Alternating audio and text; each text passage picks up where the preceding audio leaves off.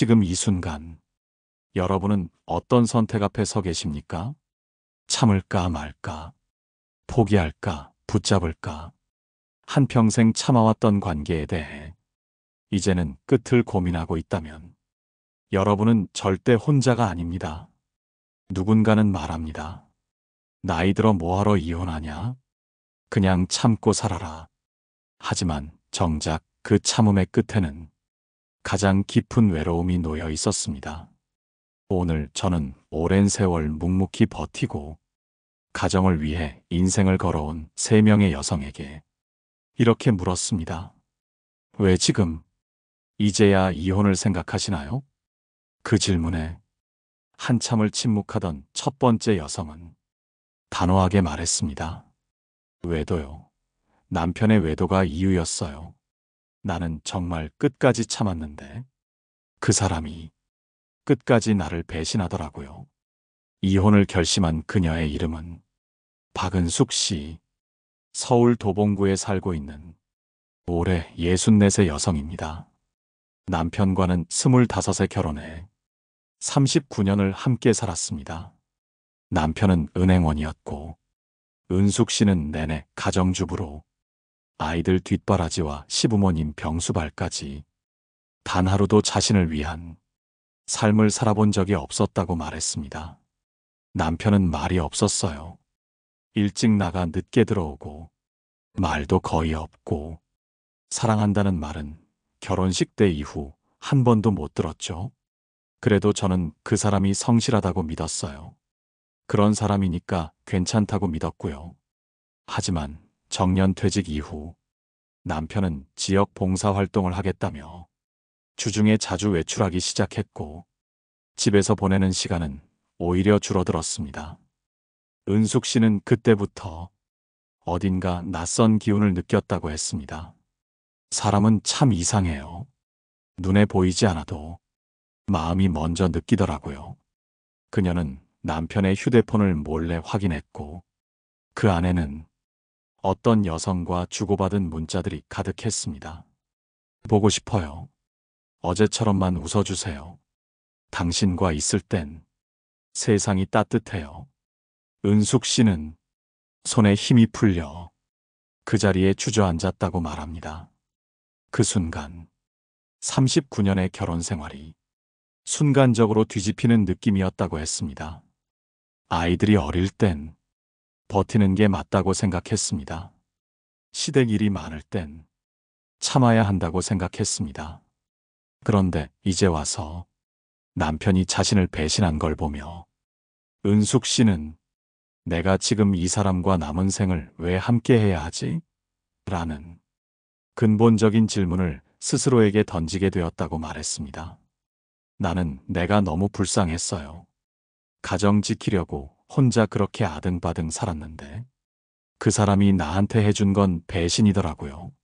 나이 들었지만 그때 결심했어요. 이 사람 손 놓자고.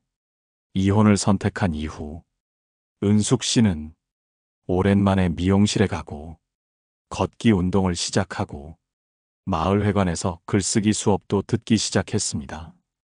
내가 나를 다시 찾아가는 기분이었어요. 그게 꼭 복수 같았어요. 날 배신한 사람 앞에서 더 당당해진 나를 보여주는 것. 철학자 쇼펜하우어는 말했습니다. 인간은 상처를 통해 본래의 자신을 찾는다. 박은숙 씨의 선택은 단순히 배신에 대한 응징이 아니라 본래 자신을 되찾는 과정이었습니다. 그녀는 이제 더 이상 참는 인생을 살지 않겠다고 조용히 선언한 것입니다. 혹시 지금 여러분도 참다 이제는 지쳤다는 마음이 드시나요? 그렇다면 이 이야기 속 그녀처럼 자신의 마음에 솔직해지는 순간이 필요할지도 모릅니다. 다음으로 두 번째 여성의 이야기. 남편의 외도는 아니었지만 그보다 더 깊은 상처로 노년의 이혼을 결심한 또 다른 이유를 함께 나눠보겠습니다. 이번에는 외도보다 더 깊은 고통, 존중받지 못한 오랜 세월 끝에 이혼을 결심하게 된 두 번째 여성의 이야기를 전해드리겠습니다. 이번 사연의 주인공은 충청북도 청주에 사는 65세 김아자 씨입니다. 그녀는 평생 교직에 몸담았고 정년 퇴직 후에는 시골집으로 내려가 텃밭도 가꾸고 조용한 삶을 꿈꾸고 있었습니다. 남편과는 대학 시절 만나 결혼했고 두 아이를 키우며 묵묵히 자신의 역할을 다해왔습니다. 그런데 은퇴 후 두 사람이 집에 함께 있는 시간이 길어지면서 화자 씨는 남편과의 대화가 어쩐지 이상하게 느껴지기 시작했다고 합니다. 그 사람은 제가 무슨 말을 해도 대답이 없었어요. 그냥 흘려들어요. 내가 말하고 있는 존재라는 느낌이 사라졌죠. 결혼 초부터 남편은 무뚝뚝한 사람이었습니다.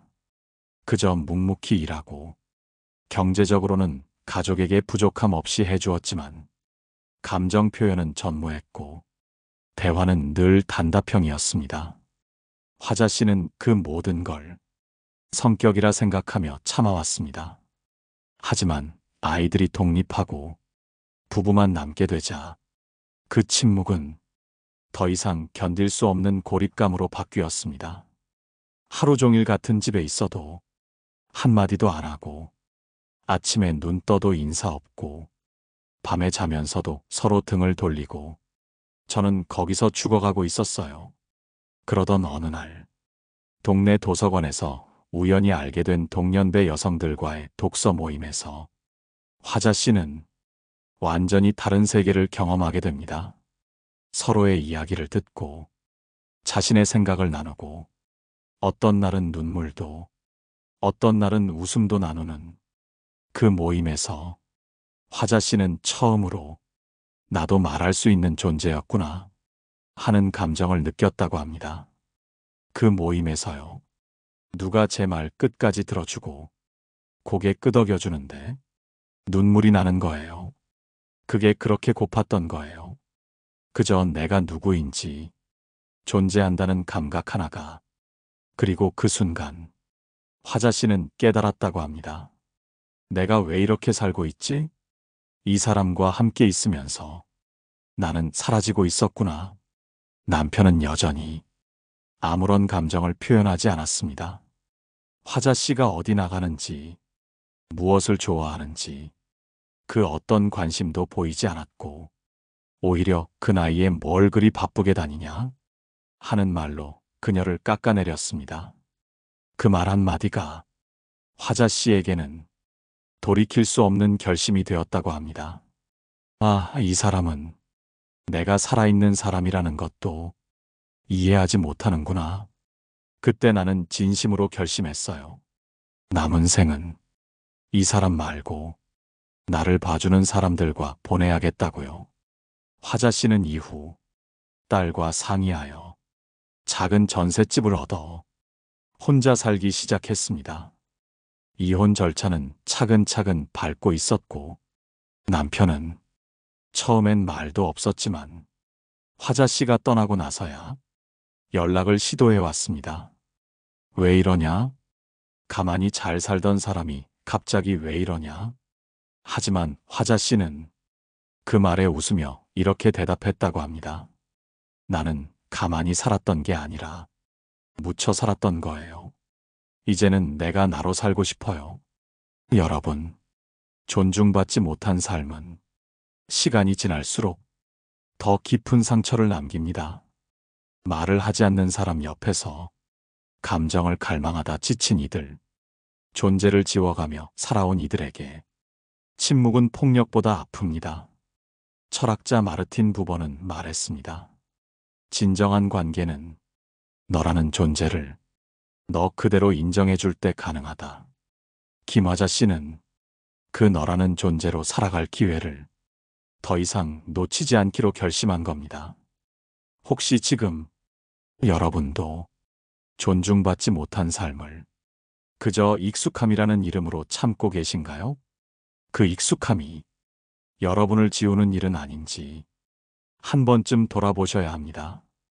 이번에는 세 번째 여성의 이야기, 경제적 불평등과 삶의 무게를 혼자 짊어져야 했던 고통 끝에 이혼을 택한 사연을 함께 나눠보겠습니다.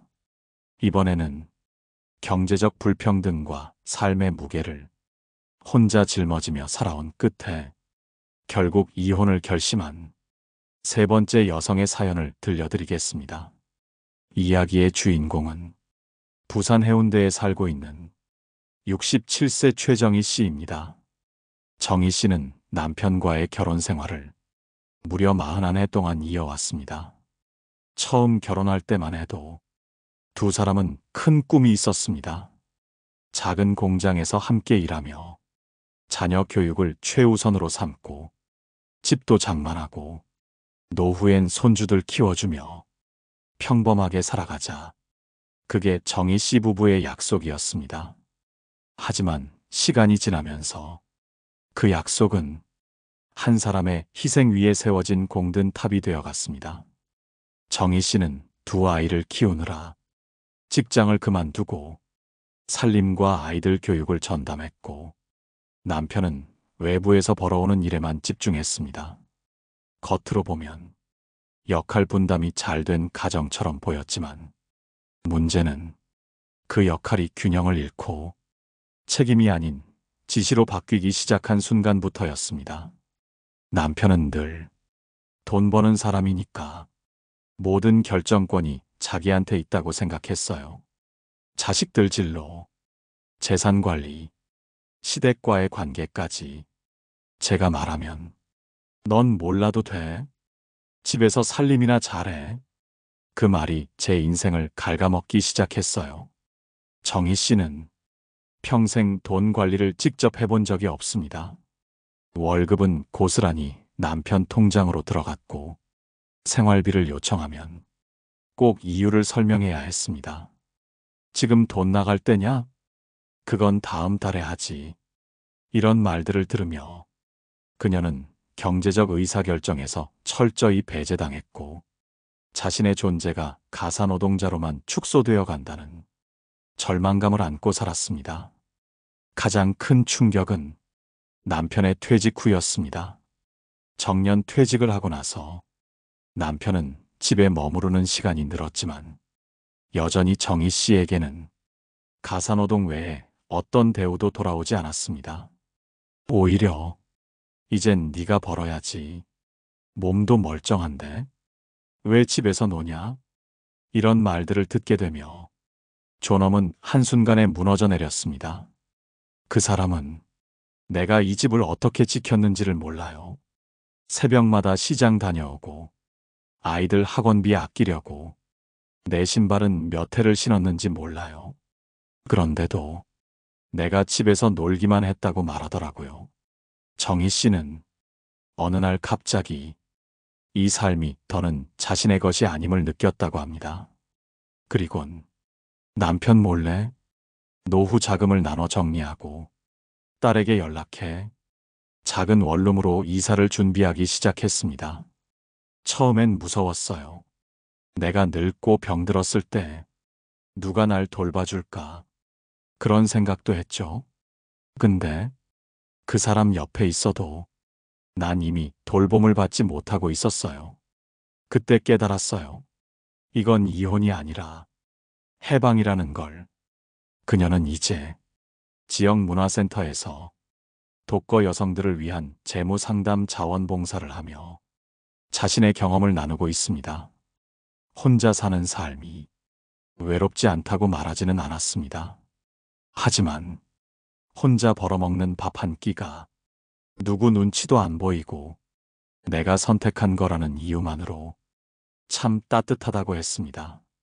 정희 씨는 자신을 조용히 소비하던 관계에서 나와 자신을 중심으로 삶을 다시 세웠습니다. 그 선택은 단순히 이혼이라는 법적 절차가 아니라 자기 삶을 존중하겠다는 선언이었습니다. 철학자 시몬 드 보부아르는 이렇게 말했습니다. 여성은 태어나는 것이 아니라 되어가는 것이다. 정희 씨는 누군가의 아내, 아이들의 엄마가 아니라 자기 자신으로 다시 되어가기 위한 첫 걸음을 그 늦은 시점에 비로소 내디뎠던 겁니다. 여러분, 경제적 지배는 물질이 아니라 존엄을 빼앗는 일입니다. 혹시 지금 여러분의 삶 속에서도 오랜 시간 참고 견디며 자신을 뒷전으로 밀어두고 계시진 않습니까? 이번에는 이 세 명의 여성의 이야기를 바탕으로 왜 노년의 이혼이 늘어나는지, 그리고 그 안에 담긴 메시지를 함께 정리하고 현명하게 살아갈 수 있는 지혜를 차분히 나눠보겠습니다. 이번에는 지금까지 세 명의 여성들이 들려준 이혼의 사연을 바탕으로 왜 노년기에 들어서 이혼을 결심하는 이들이 많아졌는지, 그 깊은 이유와 그 안에 담긴 마음의 결을 조금 더 차분히 되짚어 보겠습니다. 사람들은 종종 말합니다. 그 나이에 무슨 이혼이냐? 그냥 참고 살아라. 하지만 우리가 놓치고 있는 건 그 참음이 얼마나 오랜 세월 축적된 고통이라는 점입니다.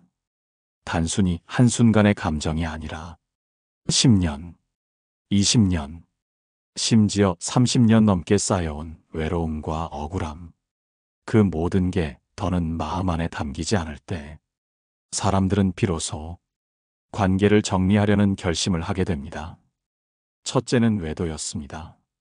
한 사람을 바라보고 살아온 세월 끝에 상대가 외부의 손을 잡았다는 사실은 존재 자체를 부정당한 느낌이었습니다. 신뢰가 깨진 순간 그 어떤 이유도 그 결정을 붙잡지 못했습니다. 둘째는 존중의 결핍이었습니다. 내 말에 귀를 기울여주는 사람, 내 감정을 느껴주는 사람, 내 존재를 인정해주는 사람이 더는 곁에 없다고 느끼는 순간 관계는 깊은 고요 속에 침몰합니다. 말이 사라지고 표정이 사라지고 함께 있지만 혼자 있는 것보다 더 외롭다는 그 말 속에 많은 부부들이 빠져나오지 못한 감정의 수렁이 숨어 있습니다. 셋째는 경제적 지배였습니다. 가정을 위해 희생하고 집안을 지켜온 사람에게 당신은 돈 못 벌잖아. 넌 그저 집에 있었잖아. 라는 말이 돌아올 때 그 말 한 줄이 수십 년의 노력이 부정당하는 순간이 됩니다. 노년기에 이혼을 결심하는 많은 여성들이 이러한 말 속에서 존엄을 잃고 있었음을 고백합니다. 이 세 가지 사연은 결코 별개의 이야기가 아닙니다. 한 사람 안에서 때로는 세 가지가 모두 겹쳐지기도 합니다. 남편의 외도, 소통의 단절, 경제적 불균형. 이 세 가지는 오랜 시간 가만히 살아온 사람들에게 결국 왜 나만 참아야 하지라는 질문을 던지게 만듭니다. 심리학자 마샤 리나는 말합니다. 사람이 견디지 못하는 건 고통 그 자체가 아니라 고통이 아무 의미도 없다고 느껴질 때다. 바로 그 말처럼 참아온 시간들이 아무 의미도 없이 느껴질 때 사람은 결국 결정을 내립니다. 노년기의 이혼은 젊은 날의 충동이 아닙니다. 오히려 그 반대입니다. 수십 년간 쌓아온 인내의 끝에서 비로소 맞이하는 자기 회복의 시작일 수도 있습니다. 그리고 이쯤에서 중요한 질문 하나를 여러분께 드리고 싶습니다. 여러분은 지금 살아있는 느낌을 받으며 살고 계십니까? 누군가가 여러분의 말에 귀 기울이고 여러분의 마음을 들여다보고 여러분이 살아있다는 것을 함께 느껴주고 있습니까? 만약 그렇지 않다면 우리는 지금 서로의 마음을 들여다보는 연습을 지금이라도 시작해야 할 때입니다. 다음으로 이혼을 결심한 이후 그 선택이 이 여성들에게 어떤 변화와 의미를 가져다 주었는지, 그리고 우리가 이 사연들로부터 어떤 삶의 지혜를 배워야 할지를 함께 이어가 보겠습니다. 이번에는 이혼을 결심한 이후 그 선택이 세 여성에게 어떤 변화와 의미를 가져다 주었는지, 그들의 삶이 어떻게 달라졌는지를 함께 살펴보겠습니다. 그리고 그 속에서 여러분께 전해드릴 수 있는 조용하지만 깊은 삶의 지혜를 꺼내보고자 합니다. 박은숙 씨는 남편의 외도를 알게 된 후 그 자리에서 모든 걸 끝내지는 않았습니다. 그녀도 고민했고 망설였고 무너지는 자신을 여러 날 안아야 했습니다. 하지만 결국 그녀는 남편이 아니라 자신의 삶을 선택했습니다. 이혼 후 가장 먼저 한 일은 머리 스타일을 바꾸는 일이었다고 합니다. 결혼 후 처음으로 내가 원하는 대로 내 머리를 잘랐어요. 늘 남편이 싫어한다는 이유로 단발도 못 해봤거든요. 그 머리는 그녀에게 새로운 시작이었고 진짜 자신으로 돌아가는 선언이었습니다. 그녀는 매일 공원을 산책하며 자신의 마음을 들여다보았고 오랜만에 친구를 만나 수다를 떨며 웃을 수 있었습니다. 그 소소한 일상이 그녀에겐 해방이었고 복수 이상의 회복이었습니다. 김화자 씨도 마찬가지였습니다.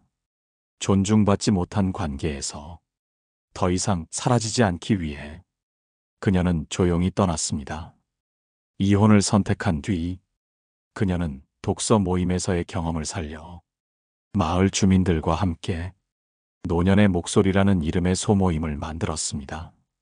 그곳에선 아무도 그녀를 말 많은 노인이라 부르지 않았습니다. 오히려 당신 이야기에서 위로받았다. 그렇게 살아온 당신이 자랑스럽다. 는 말을 들으며 그녀는 말할 수 있는 존재로, 존재감 있는 사람으로 다시 태어났습니다. 그렇게 오래 살았는데도 나는 내 인생을 처음 살아본 느낌이에요. 그녀의 말에는 후회도 원망도 없었습니다. 단지 지금 여기 살아있음에 대한 고마움과 지금 내 목소리에 귀 기울여주는 이들에 대한 감사만이 남아 있었습니다. 최정혜 씨 역시 이혼 후 완전히 다른 삶을 맞이했습니다. 자신이 직접 통장을 만들고 생활비를 계획하며 하루하루를 살아가는 일이 처음엔 두렵고 낯설었지만 그녀는 말합니다. 이제는 돈을 벌어도 쓰는 사람이 나라서 행복해요. 그녀는 근처 작은 카페에서 주말마다 재봉틀 수업을 합니다. 예전에는 그 나이에 뭘 배우냐던 남편의 시선이 있었지만 이제는 그 누구도 그녀의 배움을 비웃지 않습니다.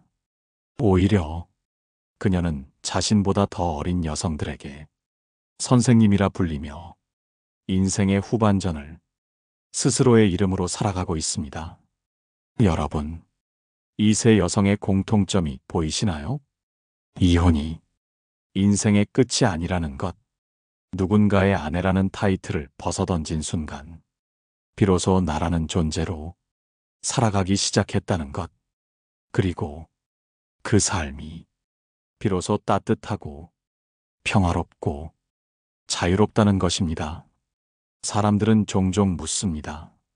노년에 이혼하면 남은 생은 누가 책임지냐? 그 질문에 최정희 씨는 이렇게 대답했다고 합니다. 그전에는 내 삶을 남이 책임지는 줄 알았어요. 근데 이제는 내 삶은 내가 책임질 수 있다는 걸 알아요. 그리고 그게 가장 큰 자유라는 것도요. 철학자 비르길리우스는 말했습니다. 자유는 용기 있는 이의 선택이다. 이혼이라는 선택은 단지 관계를 끊는 것이 아니라 자유를 향해 나아가는 용기일 수 있습니다. 혹시 지금 비슷한 결심 앞에 서 있는 분이 계신가요? 그렇다면 이 세 여성의 이야기가 여러분께 작지만 분명한 희망이 되었기를 바랍니다. 이번에는 이 사연들을 통해 우리가 배워야 할 관계의 본질과 노년을 살아가는 데 필요한 통찰을 함께 이어가겠습니다.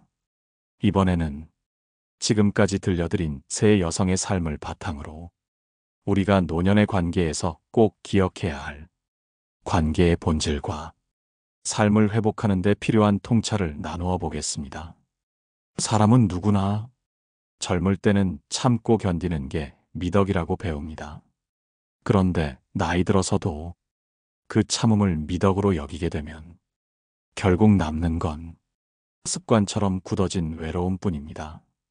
그 외로움은 말하지 않아도 아프고 함께 살아도 고립되며 존재해도 존재하지 않는 그런 관계 속에 오래 머물게 만듭니다. 이세 여성은 그런 고요한 고립 속에서 스스로의 가치를 회복하기로 결심했습니다. 누구도 대신해 줄 수 없는 자기 인생의 중심으로 다시 돌아가기 위한 길이었습니다. 첫째, 우리는 사랑보다 존중이 더 오래 간다는 것을 알아야 합니다. 사랑은 시간이 흐르면 감정이 퇴색되기도 하지만 존중은 시간이 지날수록 더 깊어져야 하는 마음입니다.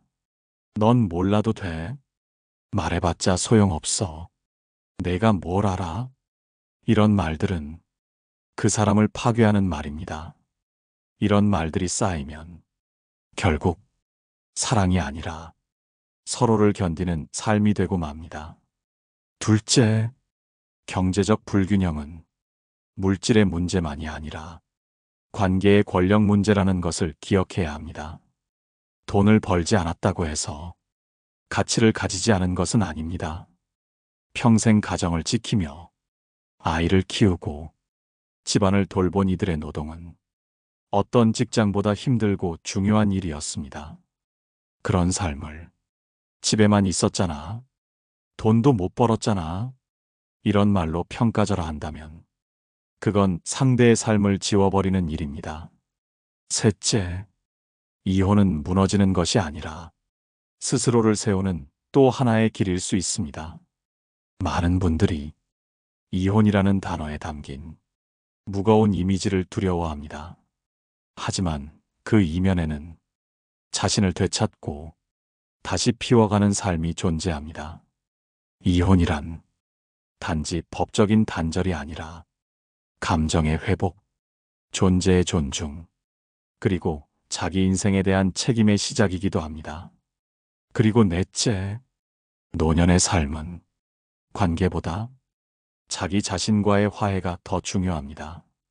내가 나를 미워하지 않고 내가 나를 돌보고 내가 나의 이야기를 소중하게 여겨줄 수 있어야 남이 나를 소중하게 여깁니다. 자존감은 관계 속에서 키워지는 것이 아니라 자기 안에서 서서히 자라나는 것이니까요. 이세 여성의 이야기를 통해 우리는 분명히 깨달을 수 있습니다. 이혼은 삶의 파탄이 아닙니다. 가정을 버리는 일이 아닙니다. 오히려 자신이 얼마나 귀한 존재였는지를 늦게라도 되찾는 과정입니다. 그리고 그 길은 누구나 걸을 수 있고 누구나 선택할 수 있습니다. 여러분, 혹시 지금 관계 속에서 사라지고 있는 자신을 느끼신 적 있습니까? 그렇다면 가장 먼저 해야 할 일은 참자가 아니라 내 마음은 어떤가를 들여다보는 일입니다. 철학자 에리히 프롬은 말했습니다. 사랑은 타인을 위한 행위이기 전에 자기 자신을 위한 책임 있는 태도다. 그 책임 있는 태도는 때로는 관계를 지키는 것이고 때로는 관계를 놓는 것이며 가장 중요한 것은 자신을 소중하게 대하는 마음입니다. 이제 마지막으로 오늘 이야기의 핵심을 정리하고 여러분께 드리고 싶은 따뜻한 마무리 말씀으로 방송을 이어가겠습니다. 지금까지 잘 참아온 인생의 끝에서 결국 이혼을 선택한 세 여성의 이야기를 하나하나 풀어드렸습니다. 외도, 존중의 결핍, 경제적 불균형, 그 모든 것은 겉으론 평범해 보이는 부부관계 속 조용히 스며들어 사람의 마음을 조금씩 죽게 만드는 고통이었습니다. 하지만 이 여성들은 그 고통 속에서 자신을 다시 일으켜 세웠습니다. 그리고 말합니다. 나는 이제야 진짜 나로 살아갑니다. 이 한마디에 세월의 억눌림과 고통의 무게, 그리고 그 모든 것을 이겨낸 사람만이 가질 수 있는 단단함이 담겨 있었습니다. 박은숙 씨는 배신 앞에서도 자신의 품격을 지켰고, 이혼 후 자기 삶을 새로 꾸려가며 더 이상 남편의 그림자에 머물지 않았습니다. 김화자 씨는 존중받지 못했던 세월을 딛고 자신의 목소리를 되찾았고, 사람들 사이에서 조용하지만 분명한 존재로 다시 살아났습니다. 최정희 씨는 경제적 지배로부터 벗어나 자신의 돈, 자신의 결정, 자신의 삶을 되찾으며 삶의 중심에 당당히 섰습니다. 이 세 사람 모두가 보여준 것은 단순한 이혼이 아니었습니다. 그들은 마지막까지 참고 참는 삶에서 더 이상 자신을 묻지 않겠다는 작은 선언을 했던 겁니다. 그 선언이 지금까지의 생을 부정한 것이 아니라 남은 생을 존엄하게 만들겠다는 의지였던 것이죠. 여러분, 혹시 지금도 이 나이에 무슨 이혼이냐? 애들 때문에 참고 살아야지. 이런 말들 속에 스스로를 가두고 계시진 않습니까? 여기 3명의 여성은 그 모든 말들을 다 들어본 이들입니다. 그리고 그 말들이 자신의 삶을 더 나아지게 해주지 못한다는 걸 몸으로 겪은 이들입니다. 그렇다고 모든 이에게 이혼을 권하려는 것은 아닙니다. 단지 지금 여러분이 겪고 있는 그 외로움과 고통, 그게 여러분 잘못이 아니라는 걸 말씀드리고 싶은 겁니다. 참아야 좋은 사람이라는 말보다 스스로를 지키는 사람이 더 오래 빛납니다. 혹시 여러분도 한 번쯤 이런 생각을 해보신 적 있으신가요? 나는 왜 이렇게까지 참고 살아야 하지? 이 사람 곁에 있으면서 나는 점점 더 작아지고 있다. 이런 생각이 드셨다면 이 방송을 통해 여러분 안에 조용한 외침이 무시되지 않기를 바랍니다. 철학자 소렌 키르케고르는 말했습니다. 절망은 자신의 진실을 외면하는 것이다. 진짜 절망은 남편이 변하지 않는 것이 아니라 그런 삶이 고통스럽다는 사실을 외면하고 계속 사는 것일지도 모릅니다. 지금 여러분이 느끼는 작은 불편함, 그게 바로 내면의 신호일 수 있습니다. 그 신호를 무시하지 마시고 들여다보시길 바랍니다. 그리고 그 신호를 따라 조금씩 나를 위한 결정을 해보시길 바랍니다. 이제 이 방송을 마무리하면서 여러분의 이야기를 듣고 싶습니다. 혹시 지금 참고 있는 관계 속에서 무언가 나누고 싶은 감정이 있다면 댓글로 남겨주세요. 여러분의 목소리는 다른 누군가에게 큰 위로와 용기가 될 수 있습니다. 좋아요와 구독도 눌러주시면 이런 진심 어린 이야기들이 더 많은 분들에게 전해질 수 있습니다. 오늘도 여러분의 마음이 조금 더 단단하고 조금 더 따뜻해지기를 바랍니다. 다음 방송에서도 삶의 뒤편에서 묵묵히 버텨온 여러분 한 사람 한 사람을 위해 조용히 그러나 진심으로 이야기 나누겠습니다. 감사합니다. 노후에 빛나는 지혜였습니다.